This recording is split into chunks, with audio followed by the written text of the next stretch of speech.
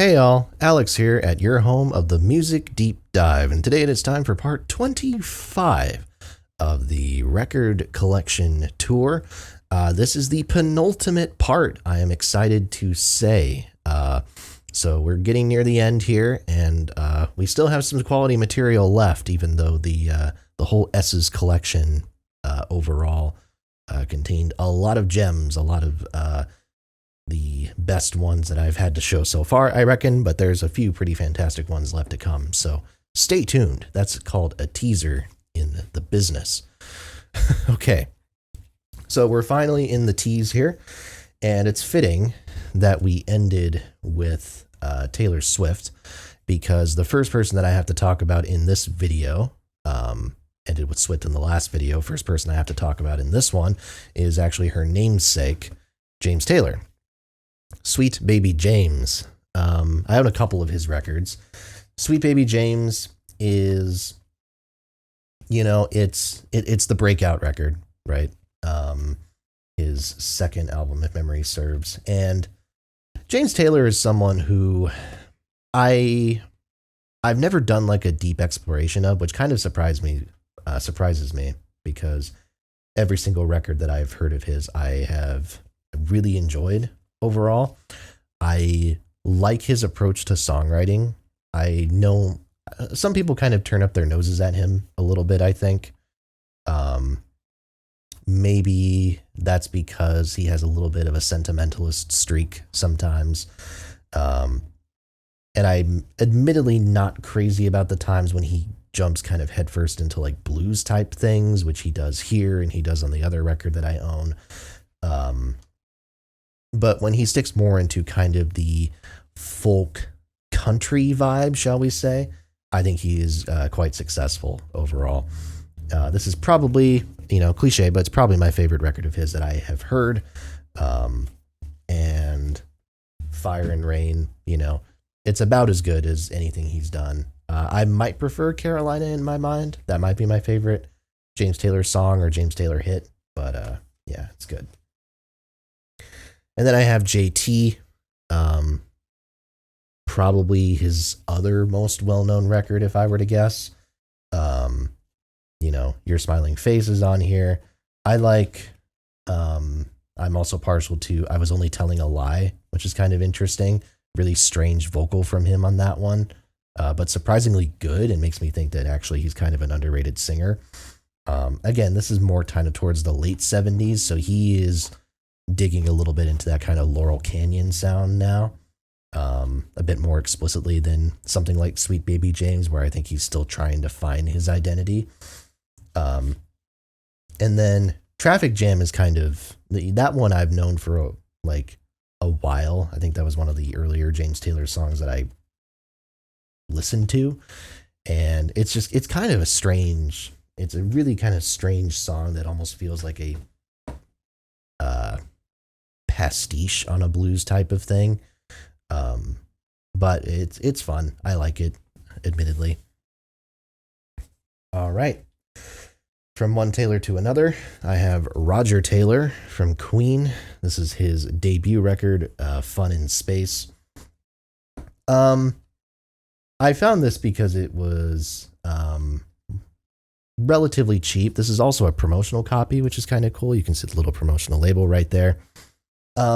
Truth be told, however, really when it comes to Queen members' solo records in general, I have a little bit of a tough time with most of them.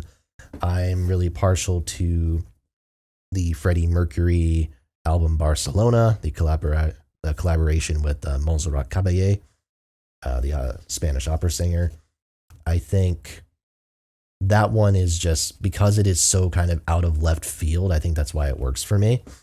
But Freddie's other album, I don't have that much time for. Brian May's solo material, it's fine.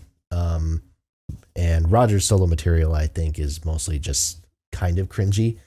Fun in Space, probably top half of them, though. I'm sad to say I've heard all of his records except for his newest one, Outsider, which I've never really bothered with. His stuff with the Cross is okay. I remember liking Blue Rock a respectable amount, which tragically is also, I think, the hardest cross record to find. So do not own that on vinyl, but I do own it on CD. So there you go. Anyways, time for a much better and more interesting record, Tears for Fears, Songs from the Big Chair. Absolute classic record, and it kills me that I don't own The Hurting yet, because The Hurting is a record that has grown on me, grown in my estimation for a very long time. So I really like that one, but I think Songs from the Big Chair is always going to be number one for me. I think the hits work so well because I think there's a sort of primal rage in stuff like Shout. And, you know, everybody wants to rule the world. There's an aggression to them that makes it transcend the aspects of their production that sound more artificial. Like, I don't ever have a doubt that what Orzabal and Kurt Smith are singing about, like, they feel like human concerns, I suppose. Head Over Heels obviously being another example. But even the album tracks on here, like my favorite song on the record might be The Working Hour. I think that is a remarkable song with some fantastic saxophone playing. I Believe is a really intimate number with Orzabal, who I think is a fantastic singer for the most part. Really just sells that, just a really smooth vocal. People have said in the past that, like, it's really difficult to tell these two singers apart, which I agree for the most part. I can usually pick out Orzabal because Orzabal has a very distinct diction that he uses. And he's a bit more of like a theatrical singer. Kurt Smith is a little bit more generic, I suppose. I don't know how to say it. I think his voice is a little bit more higher placed than Orzabal's. I think Smith is more of like your classic kind of tenor type of person, and Orzabal is a baritone role playing as a tenor. But we won't get into voice type discussions. In any case, The Seeds of Love, I was very happy to pick up the reissue of this one that they did. What was it, 2 years ago? 2020. So, almost 4 years ago now. Seeds of Love is a messy album. It is a very messy record, but there's a lot of good to be found in there, and some people are drawn to it right away. So, I don't necessarily need to justify it to everybody who is watching this video, but, it is very overproduced. It was one of the most expensive, if not the most expensive record ever made at that time. I think Olida Adams, who sings duets on both of the first two tracks, Woman in Chains and Bad Man's Song, hell of a talent. Like, genuinely one of the best vocalists that I've maybe ever heard. I've not been crazy on the solo stuff of hers that I have heard. It's a little bit kind of, your semi-generic Whitney Houston imitation, like late 80s, early 90s R&B, which is fine. There's a place for that. But boy, she sings her ass off in these songs, and they're phenomenal. Bad Man's Song in particular is just this ridiculous thing, and you have Adams and Orzabal going back and forth. Advice for the Young at Heart that's a tight pop track. Really good. Again, it's a busy record. It's a messy record. It was a messy album to make by all accounts, which is part of why Kurt Smith left the band. But I really like it. I like pretty much every Tears for Fears record a decent bit. I wish Elemental was harder or easier to find on vinyl than it is. Because even though that's essentially an Orzabal solo record, I dig the hell out of it. I haven't actually heard Orzabal's solo record, Tomcat Screaming Outside. Although I own it on CD, but I've never heard it. But I'm curious to at some point. And then Everybody Loves a Happy Ending. I really like that one. But that one I don't think is available on vinyl at all. But you know what is? The Tipping Point, their most recent release. I got this, but I intentionally waited a little bit for the price to drop a little bit, because admittedly, this is my least favorite by a decent margin. There's still some cool ideas here. I like the title track a lot. Break the Man kind of feels like Advice for the Young at Heart Part 2, but it's fine. Um, and then I really like My Demons and Rivers of Mercy. But like End of Night, I think especially, there's some weird stuff they're doing with the vocal production on here that like, and not even just the vocal production, just the overall production, where it feels like it's not just like loudness warlike, it's like the record actually starts clipping at points. You can feel the distortion, which feels just really unprofessional to me. And it's unfortunate because, this was a very anticipated comeback record that by all accounts has been in the works for years, but they had to pause it in part because of like Orzabal's wife dying very tragically. It's, very complicated record and there's a lot of good in it, but admittedly it is my least favorite. Which then makes it hilarious that I own a second copy. I got that first one was a Target exclusive pressing, which you could probably tell because it had the red sticker on it. This one I got from Agarda Records in Minneapolis on Record Store Day because I totally forgot that I had the other copies. So I will offload one of these at some point. I don't need to have 2 copies of probably any record, but that one's definitely not high priority. All right. I believe, as I'm recording this, that Anthony Fantano from the Needle Drop just did a classic review of this record. If memory serves, or maybe it just came up in my feed and he actually did this years ago. I could be wrong. What do I know? It's They Might Be Giants, Lincoln. Their second album. God, They Might Be Giants are so damn good. And I still haven't heard like half of their discography. I've heard pretty much all the albums that people seem to think are worth listening to. And this is not my favorite. Flood is definitely my favorite. And I look forward to getting that on vinyl at some point. But this is sharp. I think it builds off of what they were doing on the self-titled debut record. And I think the songwriting is a little bit sharper here. I think the production is sharper. And John Linnell and John Flansburgh, like I could listen to their songwriting for days. Some people are annoyed by it. I can't get enough of it. I think it's absolutely fantastic stuff. Anna Ing, Purple Toupee, Mr. Me, Santa's Beard, They'll Need a Crane, Kiss Me Son of God.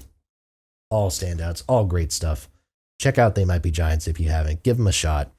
I grew up with like their stuff as like a kid because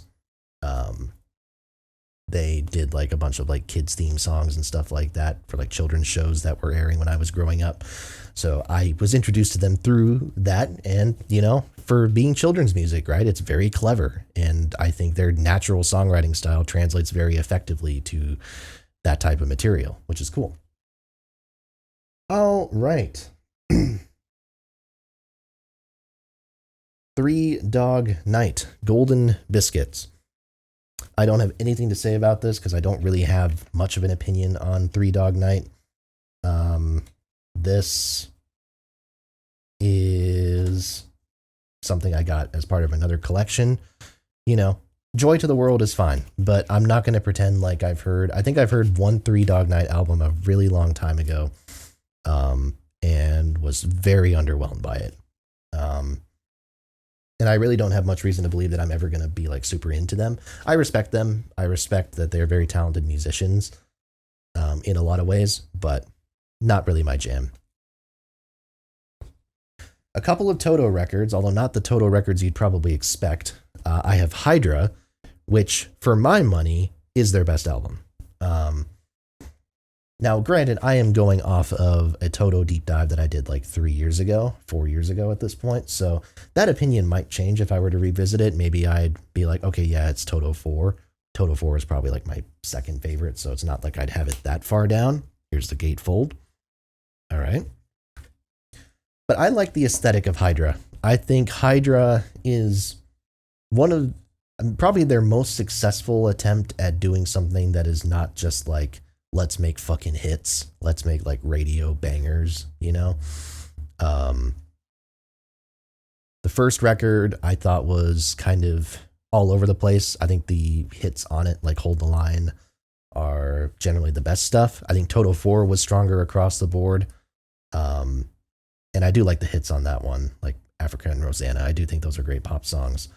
But there was something about Hydra, and there was something about the atmosphere here that was very intoxicating, and I found myself coming back to it more. So I do own that. I also own this one, and I genuinely don't remember why I got this. It is Isolation. I really do not remember why I got this record. It's from '84. It's not one of my favorite Toto albums, but I do own it. Man, I'd be lying if I said I remembered any of these songs, though. I'll be very honest. Like, when we talk about, like, favorite Toto record, like, we got to put it in perspective here. Like, I don't think Toto are, like, a great across-the-board band. I tried to do a discography dive. You know, when I said I did a discog dive, I mean, like, I made it through the record they did in 90 or 91. Like, the one they did right before Jeff Porcaro died. Because Porcaro is why I'm interested in the band. He's one of my favorite drummers, and I grew up playing to his stuff and listening to it. But, yeah, I was pretty much zoned out by that point. But again, a revisit is in order, and I'm sure I will have heard the entire discography at some point so I can talk intelligently about it. This is interesting. This is a record I've heard a lot about, and I was actually gifted this by my mother as a recommendation, but I have not yet listened to it. So sorry, Mom. This is the Tubes, the Completion Backward Principle. Yeah, I don't know. I have not heard it yet, but I have heard a lot of good things from people I've talked to. You know, I've seen it in like other people's collections, other vinyl YouTubers that I've seen. So I'm going to put that to the side, not try to speculate about it, but I will listen to it. And if you like it, let me know in the comments. All right. Okay, this one I know, though. Tyler, the Creator, Flower Boy. It is not my favorite Tyler record. I am one of the people who prefer Igor. But Flower Boy is like the culmination. It's like everybody says, it's the cliche, and I totally agree with it. Tyler, the Creator, peaked. You know, like, I feel like Tyler peaked with the song Yonkers, which is very early on in his like solo career, right? And I think the next few years after that is like a really frustrating period of time because I don't think he ever quite matches that song. Like, maybe I'm putting that one on a pedestal, but I think it's terrific. And I think his albums generally are so inconsistent. They have some solid peaks and then other moments, whether it's, again, the lyrics that everybody talks about and being so off-putting or just not being super interesting material. I don't know. But I never could vibe with any of his records all that much until Flower Boy came out. And Flower Boy, it's like, okay, yes, here's direction, here's consistency, here's a set of lyrics that feel a little bit more accepting of like who he is and who other people are. And, you know, it makes sense to me why this is the one that allowed people not even just to like him. It's not that he was unpopular before this came out, but I think this is what caused people to like breathe a sigh of relief. Like, okay, I feel like it is now socially acceptable to say that I like Tyler, the Creator, and not, you know, start a big conversation about how, you know, he says the F word in his lyrics and stuff like that. Worthwhile conversation to have. I'm not dissing that, but I'm saying, like, I think if you were a Tyler, the Creator fan, you kind of had to tiptoe a little bit before something this consistent and critically acclaimed came out. And then Igor came out, and to me, I think that's even better. One of the best hip-hop records that's come out in the past probably 15 years. So, solid album. The funny story with it, though, I got this by accident. I had ordered, what was it? I think it was Paul McCartney's Flaming Pie and the self-titled Hozier record.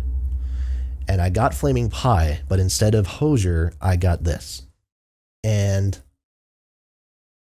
to me, I maybe I like the Hozier record a little bit more, but which I'm probably in the minority on, and that's fine. But like, I wasn't going to complain. I'm like, hey, man, they're both probably, I don't know, if you want to put a rating on it, they're probably like 9 out of 10 records for me. So I'm not going to complain with getting a quote unquote free copy of Flower Boy. Think I was going to return it? No, it's crazy talk. Okay, this one is probably going to shock some people, but I'm actually really partial to this guy. I give him the benefit of the doubt on a lot of things for the most part. Not much modern country in my collection. There's a few artists who I dig, like your traditionals, like, you know, Chris Stapletons, your Sturgill Simpsons, Jason Isbell, what I've heard of him, you know, obviously solid stuff, although I don't own any of their stuff on vinyl. But I do own Keith Urban, and Keith Urban is, here's Love, Pain, and the Whole Crazy Thing. I actually own 2 of his records on vinyl. This to me is his best. I think it's his most ambitious record. It's his most personally meaningful because it's the one that was made at around the time that he entered rehab for his alcoholism. And, you know, Urban's story is so interesting. And, you know, seeing how he and his wife, you know, Nicole Kidman as well, you have to give credit to her as well, how he's kind of pulled himself out of that addiction and how he's tried to kind of be that sort of positive role model and have his music reflect that. He seems like a genuinely down-to-earth guy. Also a hell of a guitar player, really a hell of a guitar player. And I think this record really shows that. My standout pick on here is Stupid Boy. That one has an absolutely killer outro to it where he just shreds on the guitar, and it's a very, you know, emotionally powerful song. You know, a song full of regret, and you have to wonder like how much of himself is personified in that type of thing. I'm not going to say that this is like a classic album. I'm not going to quite go there, but I think Urban's material, even when it gets into the more contemporary pop side of country, I think it's a little bit too hated, a little bit too disliked for my taste. He seems earnest enough, and compared to people who I think genuinely have problems, and are genuinely reprehensible human beings on some level, like Morgan Wallen, I think, is an example. I don't know. You can meme on Keith Urban. I think that's fine, but I'm not too hard on him. I actually like a decent bit of his stuff. This record is a guilty pleasure. Ripcord. This came out right before I started freshman year of college. One of the people who was kind of in my social circle was a big Keith Urban fan, and we had like the song would like play on the stereo or whatever when we were studying, or it would come on like the car radio. Stuff like John Cougar, John Deere, John 316, Blue Ain't Your Color, The Fighter, all that stuff. You know, this was a big radio record, and it symbolizes, he was already moving in that direction. This symbolizes his pivot towards like full on electro pop music. And it's certainly not aged like super well. Like Sun Don't Let Me Down, like Pitbull's on that one. It's like, okay. You know, no shade on Pitbull, but like it's very 2010s if you get my drift. But I think these are solid pop songs. I mean, you know, we can bitch and moan about how country it is, but I think it's a solid 2010s pop record for the most part. And I think I like Blue Ain't Your Color quite a bit. So yeah, I think Keith Urban's underrated, except for Graffiti You, the record that came after that one. Actually, I thought that was a miserable album. I thought that was really bad. Okay, I've not heard this one. Adventures in Utopia. I've heard so many damn things about Todd Rundgren and how fascinating of an artist that he is. I got this as part of another collection again, and I believe it all. I believe it all. I will be very transparent. I have not heard a Todd Rundgren album as of today, January the 11th, 2024, as I record this. I'll rectify that, obviously, but I do not have anything intelligent to say about this one, so we will move on. I randomly have several Ventures records, which I found for the most part either at bargain bins or as part of other people's collections. So we have Walk Don't Run. Walk Don't Run, the song, is one of my dad's favorite songs of all time. I grew up with that one, listening to it a lot. And I don't know. I mean, when you get past like that one and Wipeout, I guess, you know, is there a lot in the Ventures discography that's worth writing home about? Maybe, like, you know, if we throw away like the influence category, because I do think that style of guitar playing and how they approached it, you know, sort of in the same way that like the Shadows did. They're kind of the American Shadows, I think, in some ways. You know, you strip away the influence, probably not a lot of music worth revisiting for the most part, but it's a cool sound that they're doing, that kind of, again, surf rock inspired material. You have The Ventures in Space, which I heard once years ago and don't really have a solid opinion on. I do remember The Ventures played Telstar. I remember liking that one. It's not in my collection, but it is on the back of this record.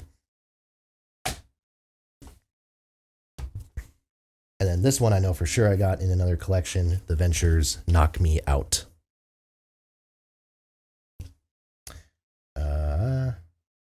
Yeah, this is what year is this? Like 64, 65, I think. Because at this point they're covering like popular songs. They're at the point where they're like, okay, we're not really writing originals and that type of thing anymore. We're covering like the Beatles, the Zombies, Roy Orbison, Jackie DeShannon, people like that. So there is that. And then another one that I have not heard. This is Martinho de Villa, Batuque na Cozinha. I apologize when I'm doing like reviews. So here's your little insight into the review process. When I do reviews, I generally try to make sure that I am pronouncing everything correctly by, like, you know, utilizing a couple of different resources, looking for interviews if I possibly can.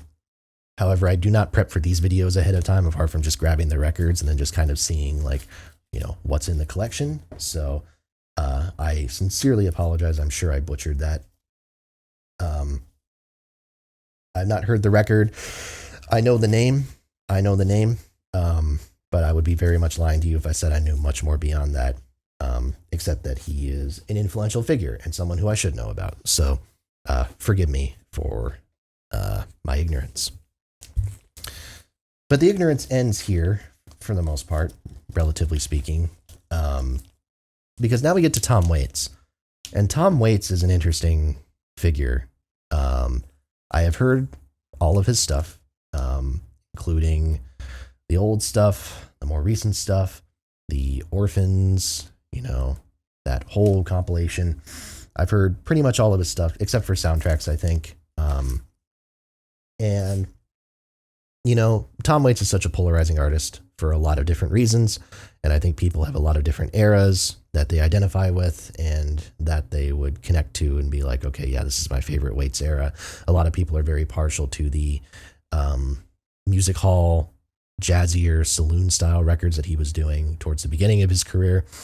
Some people are more partial to his 80s material, Swordfish Trombones, Rain Dogs, Frank's Wild Years.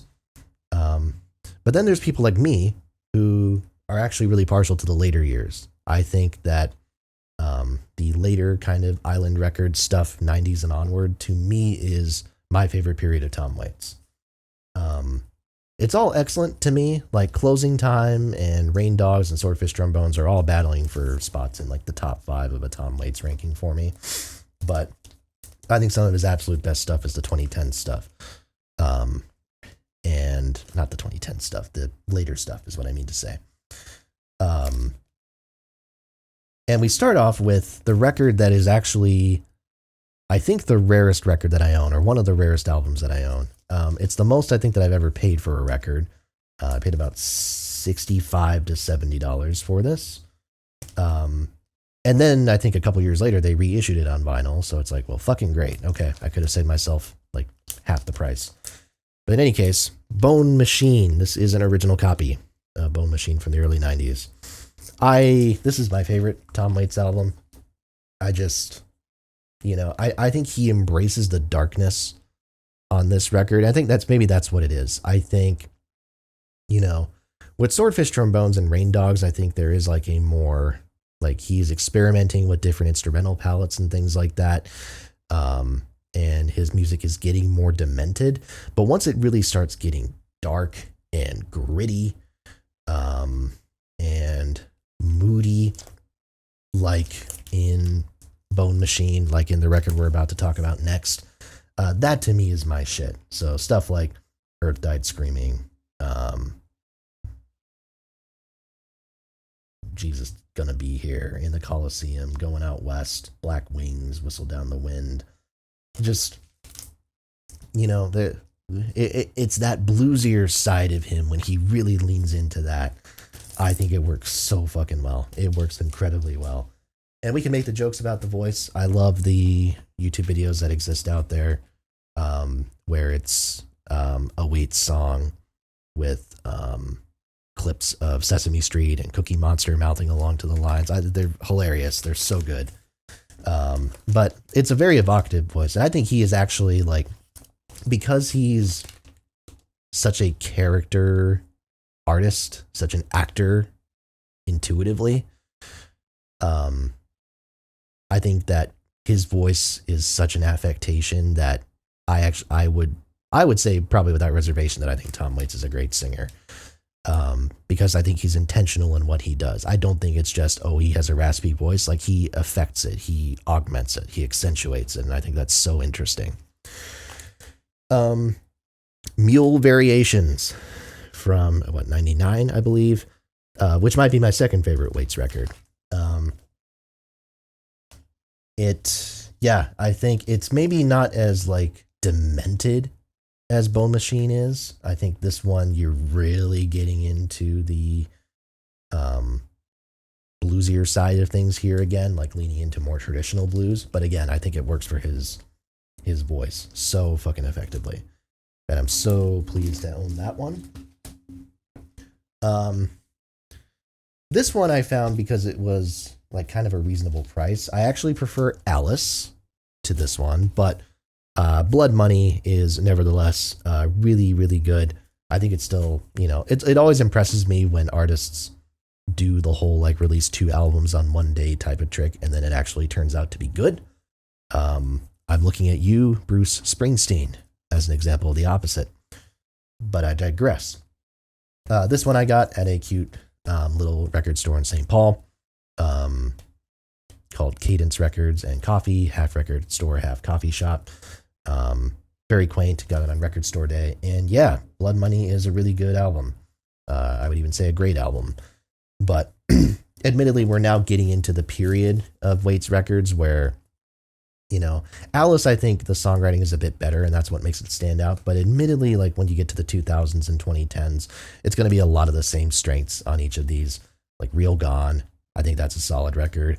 The material on Orphans is hard to categorize because that's a lot of outtakes and things like that.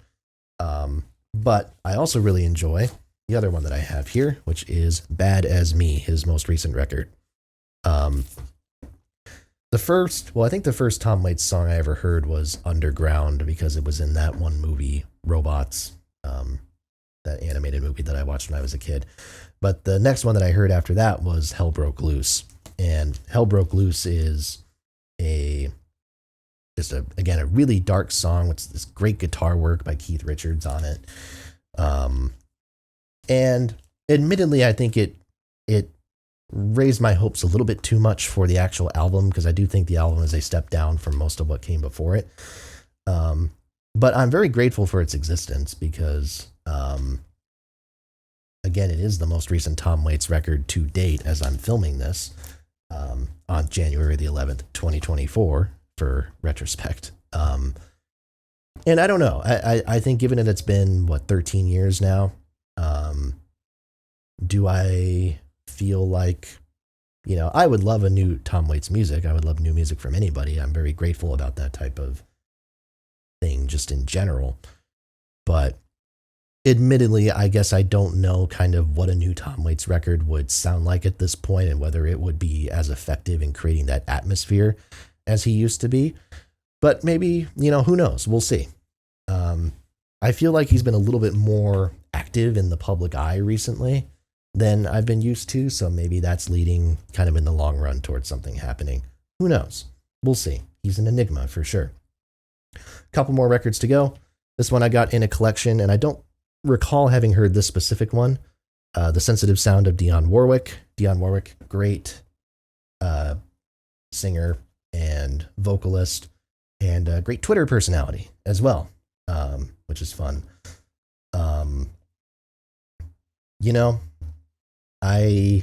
I think I heard this record like years and years ago, and I remember liking it in a general sense, but I've never done like a proper deep dive on Dionne's music, which is a mistake that will be rectified again one day. Really, really great musician. Waxahatchee, St. Cloud. This is very prudent that I'm mentioning this now because she literally just put out a new song a couple of days ago and is teasing a new record. I really like the new song a lot. One of my favorite things that I've heard her do, which is saying a lot because I think St. Cloud is a phenomenal record. I've liked most of the stuff that I've heard of her, which is almost every album she's done, if not every album. But to me, St. Cloud is like the best piece of just like hard-hitting songwriting and atmosphere, and like it feels like the most well-constructed record from front to back that she has put out, the one that I got the most consistent enjoyment out of. Again, another example of 2020 being just kind of a banner year for women in music. I think it's a phenomenal record, and yet if I were to rank my top 5 favorite albums from that year or whatever, like I don't know if it would make the top 5 or not because that's the level of quality that we're talking about. But really great Americana country adjacent artist, and I'm really excited for that new record. I'm sure that's going to be one of my favorites of 2024 if that lead single is anything to go off of. Okay, but let's go back then. We talked about 2020 being one of my favorite years for women in music. Now we're going to talk about the album that might be my favorite of 2019. Really hard to say conclusively. Wise Blood, Titanic Rising. Everybody loves this record. I don't think I've met a single person who dislikes this album. It is a stunning piece of songwriting, of production, of atmosphere, just kind of anything you want, sequencing. It's such a digestible and accessible record, and Wise Blood is an artist. I will say this is the only album I've heard of hers. I have not heard her most recent one yet, which is a shame because I've heard that one is really good too, although I've not heard quite as good things as I have about Titanic Rising. But Titanic Rising as an album is, and I'm not even saying that 2019 didn't put out a lot of albums that I thought were incredibly high quality, but I don't think anything like was so immediate and kind of cut to my soul in the way that Titanic Rising did. It's just a gorgeous album, and she's a gorgeous vocalist. And yeah, it's one of, I think when we talk about like production, when we talk about atmosphere, like dream pop adjacent albums, that type of thing, I think this is, I'm not going to go so far as to say it's like one of my favorite of all time in that regard, but it's probably up there. It's really well done. Certainly one of my favorites of the last 10 years or so. Fantastic album. And that concludes the penultimate part. So we got one more to go. Really excited to share that with you because then we'll be done, and then I can show you kind of the wrap-up episode where we talk about everything else that I didn't get a chance to cover that I've accrued over the last 6 months or so, and we'll go from there. So Thanks so much for watching. Please make sure to like, comment, and subscribe. As always, more videos are to come. Hit that bell for notifications and tell a friend as well. Thanks so much for watching, and I will see you next time right here at your home of the Music Deep Dive.